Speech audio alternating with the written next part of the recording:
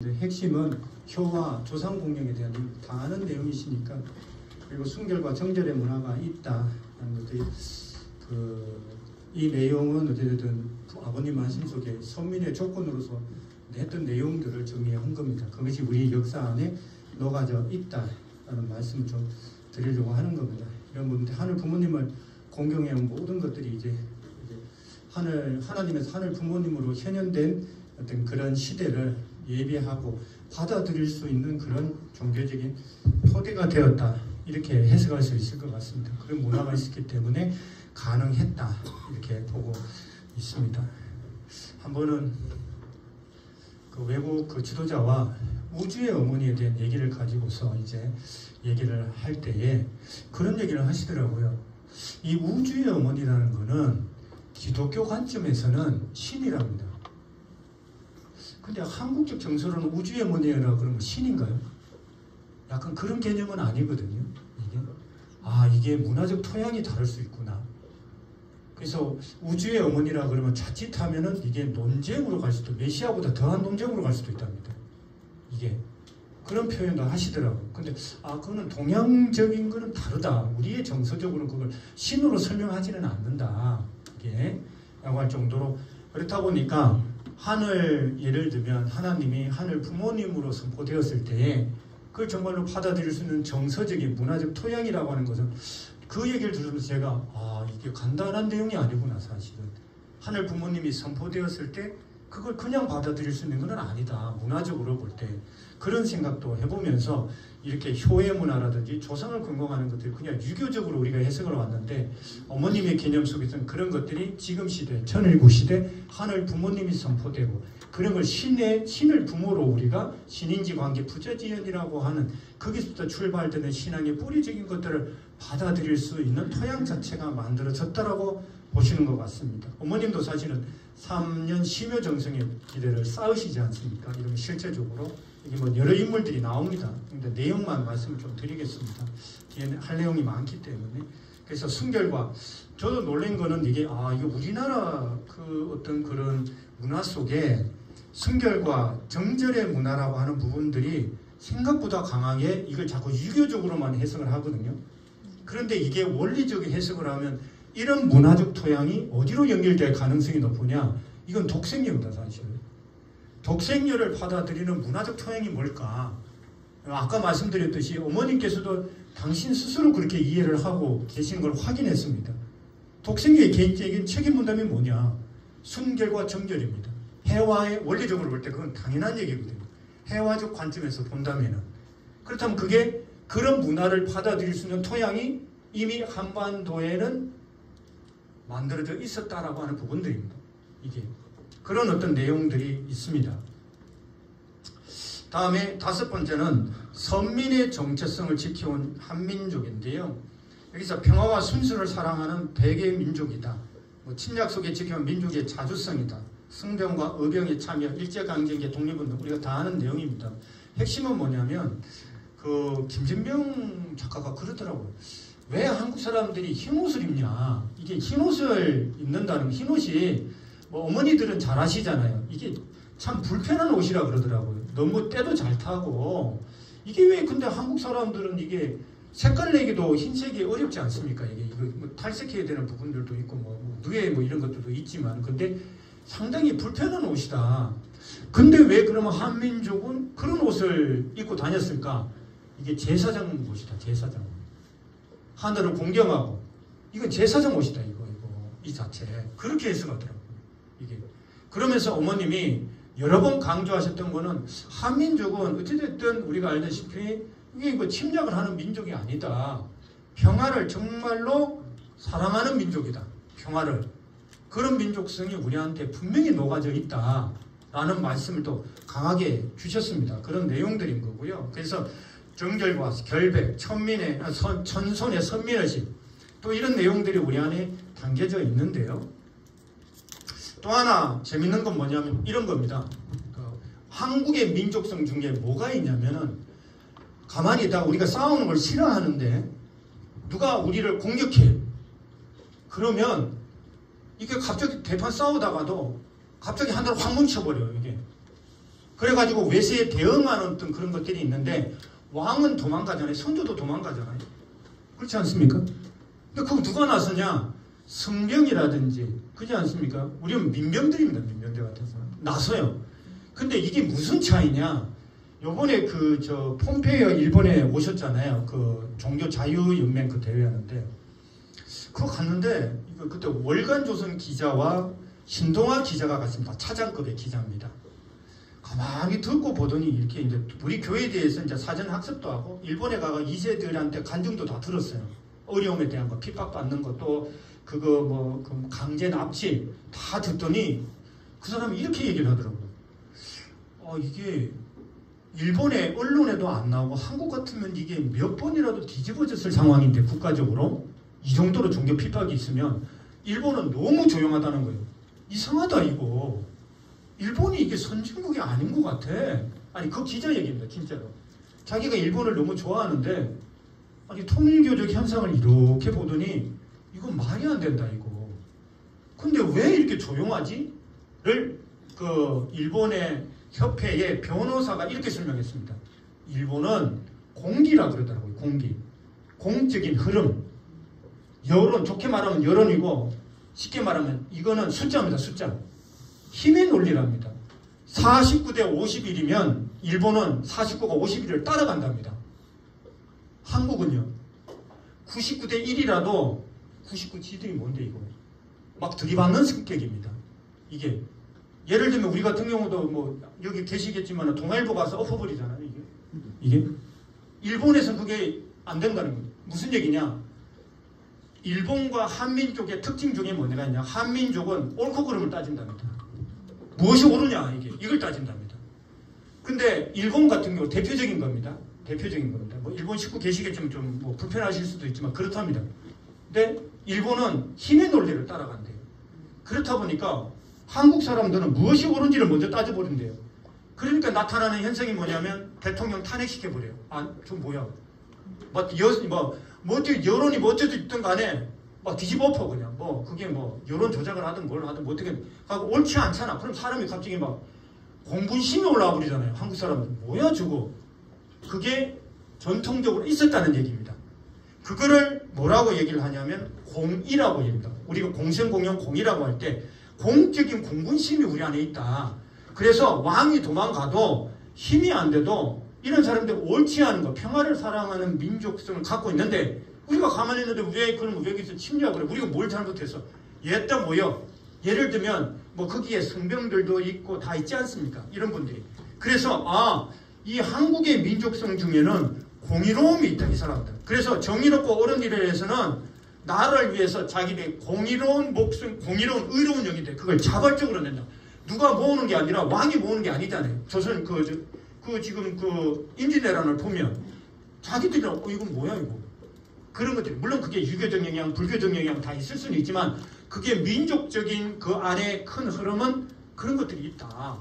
이게 놀라운 거더라고. 그래서 이게 불의한 외부 세력으로부터 지키기 위한 공의로운 희생과 용기는 지금까지 이어지고 있다. 현대 역사까지 저는 이어지고 있다고 봅니다. 그래서 한국 사람한테는 기본적으로 옳다는 설명을 해야 됩니다. 그렇다면 우리는 뭐냐? 우리가 이 한민족 선민 대서사시를 얘기할 때는 이게 옳은 얘기입니다. 사실은. 힘의 논리가 아니라 어머님은 이게 지금 한국이 선민이잖아. 가치도 부여하지만은 이게 정말 그러면은 옳고 그름으로 따져봤을 때에 어떤 기준에서 접근해 들어가야 될다고 볼 때 이거는 우리가 옳은 얘기를 하고 있는 거더라고요. 옳은 얘기를. 아니 천선 사상을 갖고 있고 평화를 애호하고 백이민족이고 공의로움이 있고 그렇다면 이거는 우리가 인류가 갖고 있는 보편 사상이지 않습니까? 이게 유엔에 들어가 보면 보편적 가치에 대한 얘기가 나옵니다. 보편적 가치. 그러면 지금 민족성을 길러 나온 모든 것들이 굉장히 보편적 가치거든요. 그런 거에 대한 우리가 갖고 있다. 민족적인 게. 이게 국뽕이 아닙니다. 이거. 가치를 오해하면 이게 민족주의를 설명하려고 하는 게 절대 아닙니다. 이건. 오해하시면 안 됩니다. 그 민족성을 가지고서 아버님은 전 세계로 나가신 거죠. 이걸 전 세계화 시켜버렸다고 봐야 되거든요. 이게 물론 여기에서 잘못한 사람도 있고 우리의 오욕의 역사도 있고 있습니다. 하지만 전체 민족성을 지배하고 내려왔던 것들은 이런 내용들이 있더라. 그러면 이게 그러면 부모님께 말씀드리면 아버님이 얼마나 공의로우세요. 독립운동을 하시잖아요. 역전회라고 만들어서. 그때 어머님은요. 어머님도 저는 공의로웠다고 봅니다. 일본의 책임에 대해서 분명하게 당신이 메시아지만은 분명히 아닌 건 아니다라고 분명하게 얘기하시는 몇 번 얘기를 하시더라고요. 아침 저에 일본이 책임져야 된다고 예를 들면 그거는 공의로움이거든요. 이게 그런 어떤 내용들이 민족성에 있고 그것이 나타나고 있다. 일제강점기 당연합니다. 독립과 평화를 위해 목숨을 공의롭게 바친 분들이 많죠. 사실 이런 부분들에 대해서. 그래서 이런 부분들이 계속해서 독립을 위해 했던 부분들이 유관순이라든지 우리가 아는 신차오라든지 이런 부분들이 있습니다. 그래서 하늘 부모님은 한민족이 국가적으로 침략을 받을 수밖에 없는 상황에서 한민족 전체가 절대자를 중심한 신심으로 한마음이 되어서 신앙적, 사상적으로 뭉쳐 공의로운 정의의 정신으로 한민족의 정신을 지켜나가도록 이끄셨다고 볼 수 있는데요. 대표적인 게 불교의 8만 대장경이지 않습니까? 놀라운 거는 그런 외세가 침략했을 때 사람들이 그 놀라운 거죠. 불력의 힘으로 밀어내버려야 된다. 우리로 말하면 천심원 가야 되죠. 천심원 기도로. 지금 일본에 대해서 얘기했을 때 우리가 가가지고 폭력적으로 대항하는 게 아니잖아요. 어머니 천심원에서 기도해라. 똑같다고 저는 보거든요. 8만 대장경에서 불의한 거에 대해서 다 밀어내라. 불력으로. 그럼 저희들은 어머님께서는 천심원 가서 기도해라. 너희들. 진심원 가서 그 힘으로 불의한 부분들을 정리하도록 기도해라. 그거를 지금 이기성 원장님과 더불어서 하고 있고 저희들한테 하고 있고 일본도 아마 그런 부분에서 영적으로 많이 바뀐 걸로 알고 있습니다. 제가. 그런 전통들이 지금 내려오고 확산되고 있다라고 저는 보고 있습니다. 그런 어떤 한민족의 정체성이라고 하는 것들은 불의로 폭력의 폭력으로 대항했던 민족이 아니다. 이게 공의로움이 있다. 우리한테 분명한 그런 부분들이 그런 얘기들을 정리를 하고 있습니다. 아시는데요. 그리고 한민족의 창조성과 우수한 심정문화인데 여기는 어머님이 한글을 반드시 넣어라 그러시더라고요. 왜 이게 한글을 넣으라고 하시냐면 한글은 문자가 개발되는 데 있어서 최초로 역사에 특이하게 뭐냐면 한글은 민중들이 백성들이 불쌍해서 만든 언어랍니다. 인류의 문자를 개발한 것 중에 그런 동기가 돼서 개발한 문자는 한글밖에 없답니다. 엄청난 애민정신이 녹아있는 언어라고 합니다. 물론 그게 구조적으로도 너무 쉽고 발달되어 있습니다. 이게 한글에 대한 것들 이 자체가 다른 탁월한 어떤 그런 것들을 갖고 있지만 더 중요한 건 뭐냐면 한글에 녹아있는 창제의 동기가 애민정신이고 하늘 부모님의 사랑이라고 합니다.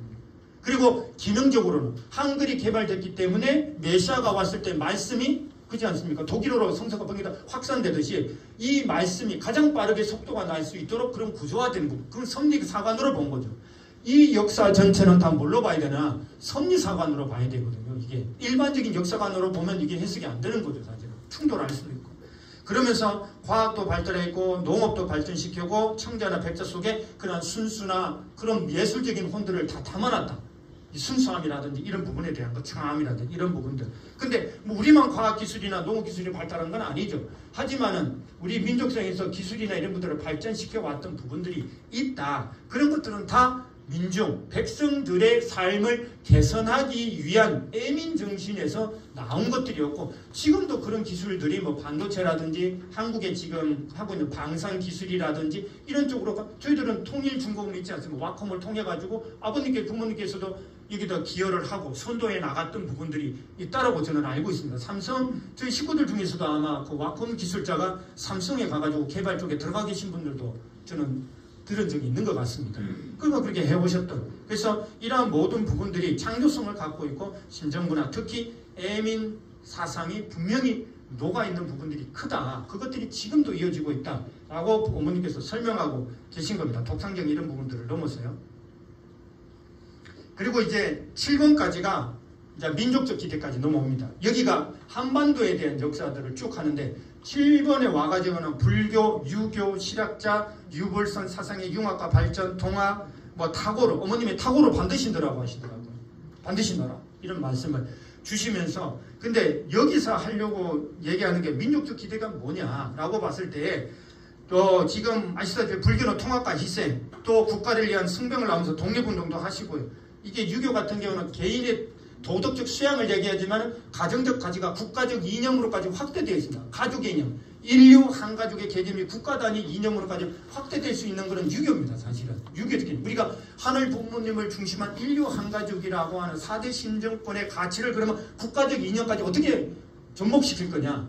만약에 헌법이 되는 나라가 왔을 때 기본적으로 그러면 국가적 이념을 애초에 내고 공생공영 공의 이건 다 만들어져 있습니다. 하지만 그런 것들을 제도화하고 해낼 때 필요한 개념은 우리가 말하는 4대 신정권의 윤리적 개념이 등장을 해야 되거든요. 그걸 그럼 어떻게 받아들일 거냐 라고 봤을 때 그거를 미리 한 게 유교입니다. 사실은 유교적 개념이 이념이 어디로 들어가 있습니까? 국가적 이념으로 다 들어가 있습니다. 사실은 이게 이런 부분들. 그래서 불유교도 이런 걸 통해 가지고 가정 단위의 효의 개념을 사회 국가적으로까지 확대시켜 나가면서 사회 질서를 구축하였는데 이런 모든 것들이 부모님이 오셔가지고 4대 신정권 내지는 하나님을 중심한 인류 한 가족의 이념을 가지고서 만약에 선포를 하셨을 거예요. 그거를 다 흡수할 수 있는 받아들일 수 있는 토양을 만들어 나오셨다라고 볼 수 있는 것들입니다. 애민적이신 신학자들 아실 겁니다. 삶을 개선했고 유불선에 대한 거, 화학과 일치 이런 것들 추구해 나왔던 것, 동학이라는 것도 새로운 세계를 했습니다. 특히 이제 민족 종교죠. 근데 타고로 같은 경우는 한민족이 아시아의 등불이 될 거다라고 하는 그 예언적 노래가 있습니다. 중요한 건 뭐냐? 그러면은 이게 참부모님의 섭리와 어떻게 연결이 되냐? 이러한 것들이 우리가 아시다시피 다종교 사회지 않습니까? 한국 사회가.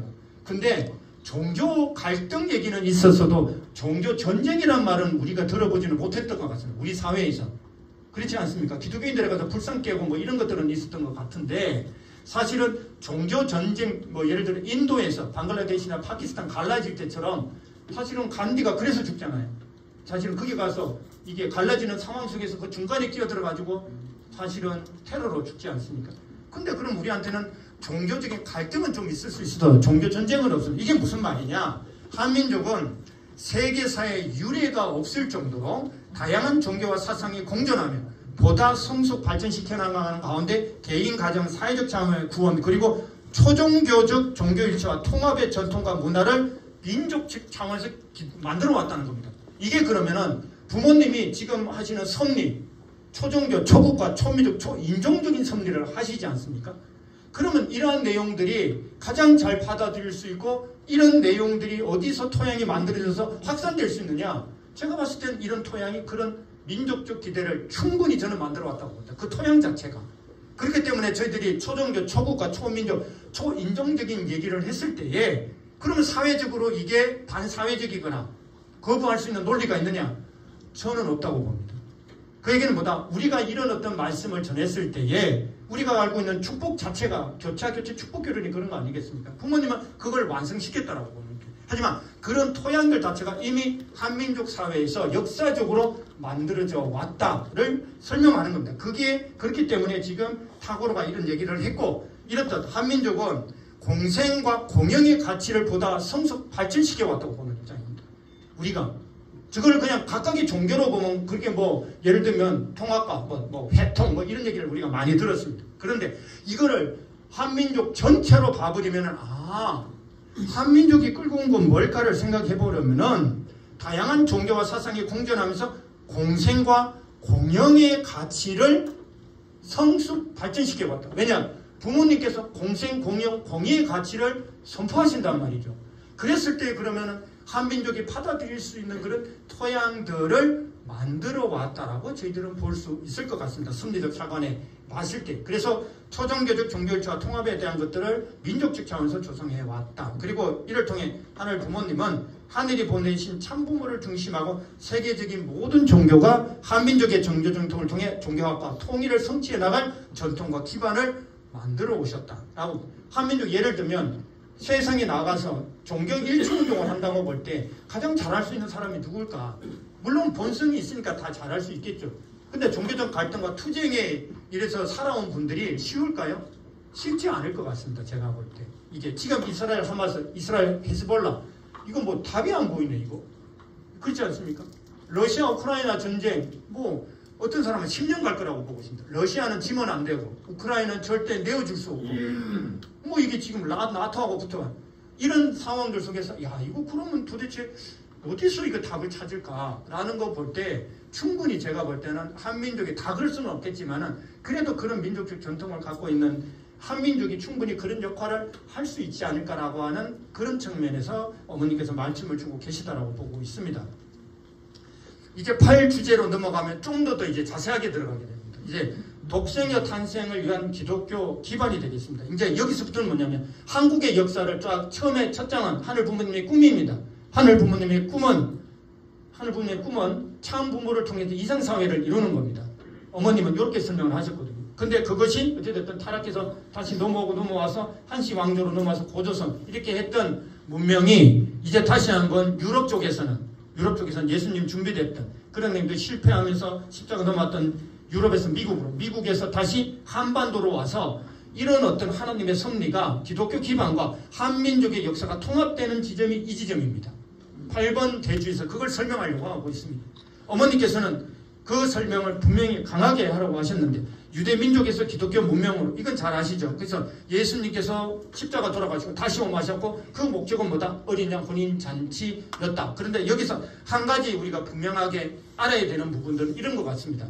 기독교 역사를 아무리 우리가 사상사를 뒤져보더라도 기독교에서 신부를 기다리지만은 신부 사상은 교회가 신부지 않습니까? 기독교는? 그럼 그게 무슨 말일까? 곰곰이 생각해보면 기독교는 절대로 독생녀를 기다리는 사상과 이건 하나도 없습니다. 여러분들 폴틸리의 그리스도교 사상사를 한번 보시기 바랍니다. 폴틸리의 그리스도교 사상사. 그게 뭐가 나오느냐? 기독교의 성령이라는 개념, 기독교의 성령이라는 개념에는 유대교도 마찬가지지만 여성적 요소가 없다. 이렇게 나옵니다. 그러면 보혜사의 성령, 예수님이 십자가 돌아가시고 난 다음에 성령을 보내겠다고 얘기를 했습니다. 근데 그 성령이 뭐냐고요? 그 성령의 본질은 남성 중심의 신입니다. 그 남성 중심의 성령 운동이 자꾸 보십시오. 12제자 중에 여자 있습니까? 예수님의 12제자 중에 여성 있어요? 막달라 마리아가 뭐 다 창녀다 어쩌다 그러면 그렇지 않거든요. 기독교 신학과 유대교가 다릅니다. 그렇다면 그 성령의 개념 속에 여성적 요소가 없어요. 그 성령 행전이라고 하는 사도 행전이라는 것도 남사 중심의 성령입니다. 그거. 그래서 거기서 폭발해가 아프리카로부터 시작해서 번져 나오는 거거든요. 그러면 유럽에서 신학자들, 이게 중세 철학을 통해서 정립된 모든 철학의 성령이라는 개념 속에 나와 있는 그 성령은 다 남성입니다. 그러면 그 남성 중심의 성령 운동이 유럽에서 미국으로 거쳐서 한국으로 넘어올 때에 여기서 종교혁명이 1543년에 칼뱅을 중심으로 해서 기독교 강의가 있었다 썼다. 그럼 기독교 강의가 왜 중요하냐? 장로교의 뼈대를 잡는 거지 않습니까? 지금 예배 형식 모든 교회 형식 이게 지금 칼뱅이 만든 거거든. 우리가 알기로는 그냥 뭐 절대 예정론만 얘기를 하고 있는데 아니거든요. 기독교의 뼈대를 만들어 놔버렸거든요. 근데 그럼 이 사람들이 만들어 놓은 특히 장로교가 신학 중심이지 않습니까? 그러면은 거기서 만들어 놓은 성령이라는 개념은 뭐겠습니까? 그건 다 남성 중심의 성령입니다. 그러면 미국에서 넘어오거든요. 미국에서 한국으로 넘어올 때 캐톨릭이 먼저 들어오긴 했지만 적양형 같은 경우도 캐톨릭 종교입니까? 거기까지 들어갑니다. 군까지 들어갑니다. 캐톨릭은. 제사 때문에 다 빠그러지잖아요. 다 그 다음부터 박해입니다. 그 다음에 개신교가 들어와. 근데 개신교가 들어올 때에 영향을 줬던 사람들은 미국의 성령 각성 운동이 4번 일어난다고 합니다. 영적 각성 운동이. 18세기 한 번, 19세기 2번, 20세기 한 번 일어난다고 합니다. 그런데 한반도에 영향을 준 미국의 영적 강성 운동은 3차 영적 강성 운동에 참여한 분들이라고 합니다. 아펜젤러, 언더우드 뭐 이런 분들이에요. 그런데 그분들이 들어오셔가지고 성령 운동을 합니다. 우리가 말하는 원산 대부흥이 성령 부흥이죠. 평양 성령 대부흥이. 그런데 나중에 인터넷 찾아보십시오. 1000명이 평양을 찾아온답니다. 성서벽으로 목포에서 1000명이 올라갑니다. 여성들이 그 당시에 그 정도로 막 성령이 막 차올랄 때라는 겁니다. 그런데 거기서 말하는 성령이 뭐냐고? 남성 중심입니다. 이게. 그러니까 그러면은 기독교가 가장 오류가 뭐냐? 어머님이 말씀하시는 거예요. 야, 너희들 그 예수님이 다시 오마 했어. 예수의 본질을 모른다는 얘기는 뭐냐면 예수님이 다시 와서 하는 일이 뭐냐? 어린양 혼인잔치다. 거기까지는 압니다. 왜 요한계시록 19장부터 22장이 다 그 얘기하고 있으니까. 그런데 어린 양 혼인잔치의 신부가 누구냐를 찾는 게 들어보셨습니까? 신학이나 신앙이나 논리에 없습니다. 우리 그 2세 중에 윤예선 박사라고 있습니다. 이 친구가 거기에 대한 논문을 썼어요. 1980년 이후에나 몰트만인지 부트만인지 제가 기억이 안 나요, 지금. 현대신학자 중에. 그 사람 안에 성령이 여성적인 요소가 있을 것 같다. 이 정도는 얘기 나온답니다. 그러면은 초창기 한반도에 들어왔던 그 성령 대부흥회라고 하는 그 속에 성령은 누구 중심이겠냐는 거예요. 유럽, 미국, 한국에 들어왔던 그 성령 부흥은 다 남자 중심입니다. 그러니까 재림주만 기다리는 겁니다. 재림주만. 그러면 신부를 찾았을까요? 없습니다. 독생녀라고 하는 건 재림주의 신부라는 개념이 99.9% 없었습니다. 제가 받은 자료 속에. 제가 확인한 자료 속에서는. 자, 그러면 문제는 뭐냐면 이걸 통해 가지고 이 영적 대강성으로서 두 가지 맥락으로 흘러갑니다. 하나는 독립운동 맥락으로 하나 흘러가고요. 이 부흥운동이. 하나는 영적인 부흥으로 갑니다. 독립운동 쪽으로 흘러갔던 게 대표적인 게 오산학교입니다. 오산학교. 오산학교에 김서월, 유영모, 함석헌 다 이쪽 출신들입니다. 이게. 그리고 그쪽 동네가 독립운동을 엄청 했고 나중에 그쪽 동네에서 대한민국을 건국하는데 많은 인물들이 북한에서 내려오거든요. 사실은. 정주 쪽에 유명한 인물들 많더라고요. 제가 확실히 모르겠지만. 그런데 오산학교를 생각하시면 그게 딱 독립운동 쪽 계열입니다. 그게 아버님으로 연결됩니다. 문윤공 목사님 아버님. 근데 또 하나 그룹이 뭐냐면 신령 쪽입니다. 영적 부흥도. 같은 것들. 요건 약간의 감리교 계열이더라고요. 그래서 아버님은 장로교 계열이고요. 어머님은 조모 할머니 때문에 대모님이 장로교 신앙하다가 감리교 쪽으로 넘어갑니다. 이용도 목사 쪽으로. 성주교, 복중교 이쪽으로 내려오거든요. 그러면 하나님의 입장에서 보면은 한민족이 오순절 성령 부흥운동을 해요. 하는데 한민족의 어떤 굉장히 중요한 어떤 천손의 개념 또 평화 애역에 대한 순수한 개념, 순결과 같은 이런 개념들이 있는데 그러면은 이 재림 메시아와 독생녀를 보내기 위한 기독교 기반을 연결시키는 과정 속에서 재림 메시아 연결은 됩니다. 문제는 뭐냐면 독생녀를 연결시킨 기반은 어디서 있느냐? 장로교 계열도 아니고 아닙니다. 이쪽에. 그러면 어디서 나왔느냐? 그게 신령그룹입니다. 그게 신령그룹을 통해서 연결돼 나가게 됩니다. 그 얘기가 이제 구주제로 넘어가게 됩니다. 그래서 이쪽은 8은 평양대부흥회가 한민족의 오순절 성령부흥이 민족적 지대까지 넘어갑니다. 근데 이 부분은 됐지만은 독생녀 탄생을 국가와 세계적 기대 속에서는 이 부분들이 실질적으로 굉장히 쉽지 않은 남성 중심의 맥락을 타고 오게 되는. 그렇다면 하나님은 뭘 준비시키느냐? 결국은 신령 그룹들을 준비시킬 수밖에 없었다라고 하는 얘기를 하게 되고요. 근데 민족적 기대 중에서 특이한 사항이 하나가 있습니다. 일본입니다. 일본에 평양대부흥회가 일어납니다. 그거를 일본의 우찌무라 간주라고 있습니다. 혹시 아십니까? 들어보셨나요? 우찌무라 간주.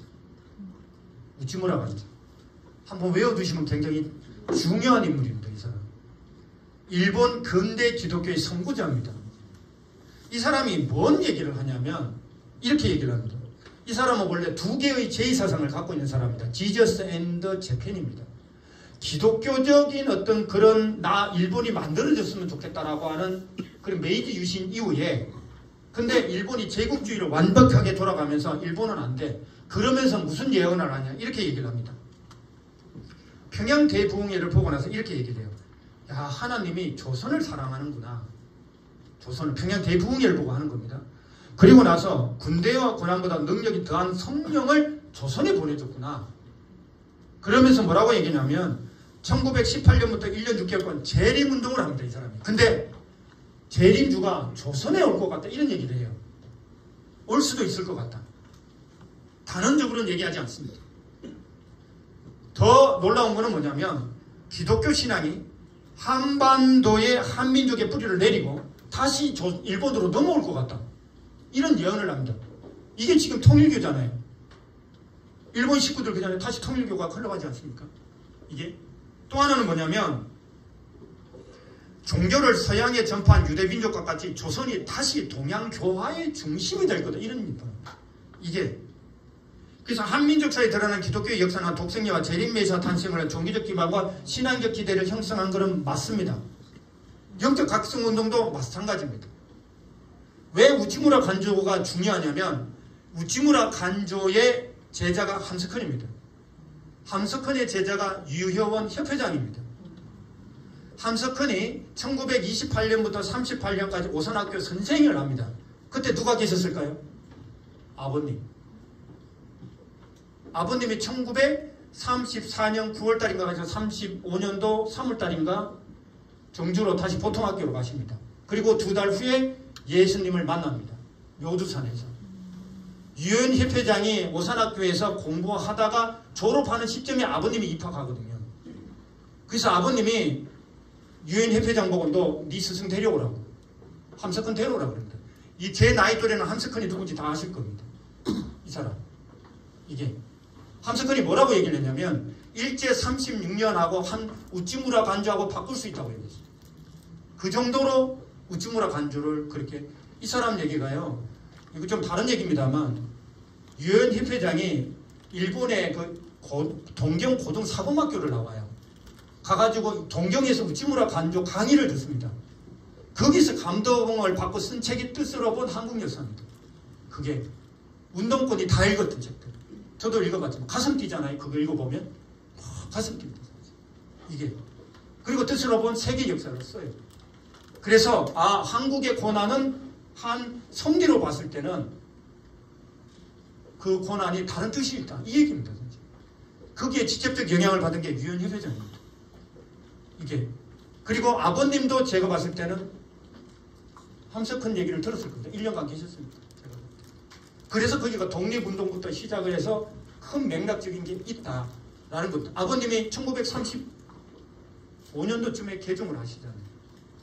유교 집안에 태어나셔가지고 오산학교 쪽에서 지금 문윤공 목사님에 의해서 종교가 바뀐다고. 유교 집안에서. 이게. 그러다가 갑자기 기도도 하시고 2달 만에 정조 가셔가지고 묘두산에서 예수님을 만나고 그럽니다. 결정적으로. 타임라인이 그렇습니다.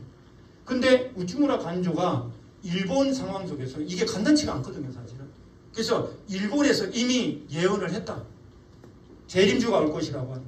그리고 한국이 조선이라는 나라가 그냥 식민지라고 본 게 아닙니다, 이 사람은. 본 게 아니라 정말로 타고로 이상으로 이 한반도에 대한 역사를 일본 식민지를 만들기도 했지만 아벨그룹, 일본의 아벨그룹은 이 예언을 했다는 겁니다. 그게 재림메시아와 독생녀가 탄생할 수 있는 그런 기대를 분명하게 만들어 왔다는 겁니다. 이게 그 얘기를 정리를 하고 있습니다. 그 다음에 이제 그 주제가 독생녀 탄생을 한 국가와 세계적 기대인데요. 이게 3.1운동에 대한 부분들입니다. 3.1운동은 이제 아시다시피 비폭력이지 않습니까? 이게 이게 독립운동도 무력 투쟁을 주장한 사람도 많았고요. 현실적으로는 어려운 부분들이 있었습니다. 이게 제가 이제 뭐 신학 전공 말고 북한학 전공인데 그거는 전공이 김일성입니다. 그래서 사회주의 운동사를 공부를 해보면 한국에 이제 어떻게 독립운동이 무너졌는지 그 사회주의 국가 뿌리 내리는 과정들을 보게 되는데, 물론 일본이 메이지 유신을 통해 가지고 철저한 경찰 국가를 만들면서 독립운동을 하지 못하도록 철저하게 만듭니다. 하지만 한민족의 어떤 특징 중에 하나가 뭐냐면 3.1운동이 가지고 있는 가장 세계사적인 의미는 첫 번째 비폭력운동, 두 번째로는 이게 초종교적이었다는 거지 않습니까? 그게 지금 예로부터 내려오는 민족성이 그대로 반영되는 운동입니다. 사실. 그러면은 이걸 통해 가지고 뭐냐, 인간 본연의 도덕적 각성과 더불어서 평화 국가를 향한 열망과 또 하나는 독생녀 탄생을 하는 국가적 기대. 그러니까 어떤 나라가 만들어져야 되느냐, 전쟁으로 만들어진 나라가 아니거든요. 이게 좀 설명하기가 시간이 없어서 간단하게 말씀드리면, 지구 역사상요, 현대 국가 중에 근대 국가라고 하죠. 근현대 국가라고 합니다. 대표적인 명제가 있습니다. 전쟁은 국가를 만들고 국가는 전쟁을 한다고. 전쟁으로 안 만들어진 나라 있습니까? 근현대 국가 중에 제가 알기로는 없습니다. 한국도 마찬가지입니다. 만약에 이때 진짜 비폭력으로 나라가 만들어졌다면 아마 세계 역사 최초가 될 수도 있었어요. 이게. 근데 한민족의 열망 속에는 그런 게 있었다라고 하는 것들. 간디의 비폭력 운동도 있었죠. 이게. 뭐 실현은 안 됐습니다만. 그러한 것들이 결국은 재림메시아 넘어서 독생녀가 탄생할, 그럼 어떤 나라가 만들어져야 되는 거냐? 이 나라는 전쟁으로 만들어진 나라가 아니라 정말로 평화롭게 만들어진 나라를 어떻게 할 거냐? 라고 하는 섭리적 관점에서 그런 열망들이 담겨져 있었다라고 하는 부분들입니다. 이런 부분들. 그래서 평화로운 한민족의 열망과 꿈이 모아지고 항구적 평화 세계를 향한 새로운 비전을 갈망하면서 전개되었다라는 것들입니다. 또 하나는 그 부모님께서 이게 메시아가 오기 위해서는 국가적 기반이 있어야 된다는 말씀을 하시지 않았습니까? 사탄의 마지막 단계가 국가권까지다. 우리가 많이 배웠습니다. 그러면 독생녀가 올 때도 국가적 기반이 그럼 어떻게 되어 있었을까? 식민지 시대지 않습니까? 역사적 사실을 확인해 봤을 때, 찾아봤을 때 42년도에 무슨 일이 있냐면 1919년도에 임시정부가 만들어집니다. 그렇지 않습니까? 만들어지는데 42년도에 최초로 이게 국제적으로 인정을 받아요. 중국입니다. 중국 사실은. 이게 임시정부가 국가로서의 인정을 받는 사건입니다. 하나가 있습니다. 이게 나라를 건설할 수 있는 그러한 꿈과 기대가 만들어지고 있었다. 그리고 세계적인 기대는 뭐냐?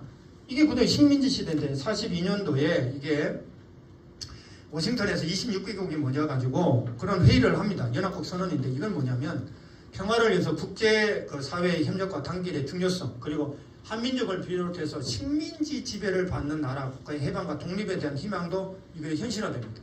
이게 식민지, 그러니까 전쟁이 끝나고 만약에 우리가 연합국이 이기게 되면 다 해방과 더불어서 자유로운 국가, 민주주의 국가를 나가야 된다. 이런 것들이 있습니다. 또 하나 재밌는 거는 44년도에 여성 독립가 50명이 상해 임시정부에 모여가지고요. 이게 지금 애국부인회가 결성되는 이게 다 여성이랍니다. 기독교. 이런 것들이 있었다. 이런 역사적 사실들을 볼 때에 독생녀와 연결될 수 있는 그런 국가적 기대와 세계적 기대가 만들어지고 있었다. 이렇게 보고 있습니다. 어머님은 그러면서 세계적 기대 중에 가장 큰 사건이 뭐냐? 유엔 16개국. 근데 이게 정치적으로 보라도 되게 유의미한 사건입니다.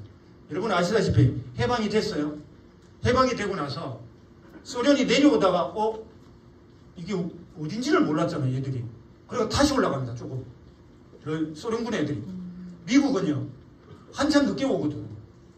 얘들이 그러면 중요하게 생각했을까요? 삿발선 확 꺼버리잖아요. 얘가들이. 원래는 일본이 중요했지 한반도가 그들 그 당시로 돌아가 보면 그냥 일본의 식민지 정도였어요. 이게.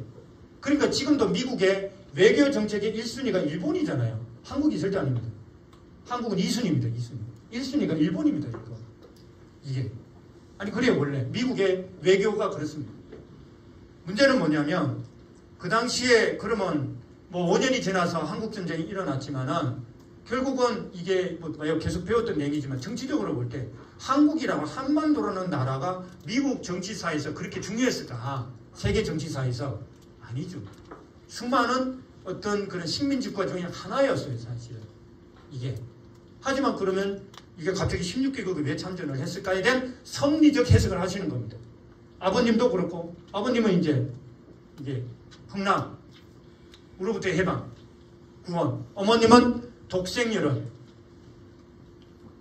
스스로 결단해서 나아갈 수 있을 때까지 하나님이 보호해야 되기 때문에 원리적으로 유엔 16개국이 참전을 한 거다 라는 말씀을 하고 계십니다. 그래서 젊은들이 참여를 했고 이것이 하늘 부모님의 나라와 독생녀를 지키기 위한 얼음피를 흘린 것이었다 라고 이렇게 부모님께서는 설명하고 계십니다. 그래서 좀 더 쉬셨다 하실까요? 한 번 좀 더 쉬시죠. 그러면 뭐 한 40분까지 좀 쉬셨다가 많이 힘드시니까요. 하시다가 하시도록 하겠습니다.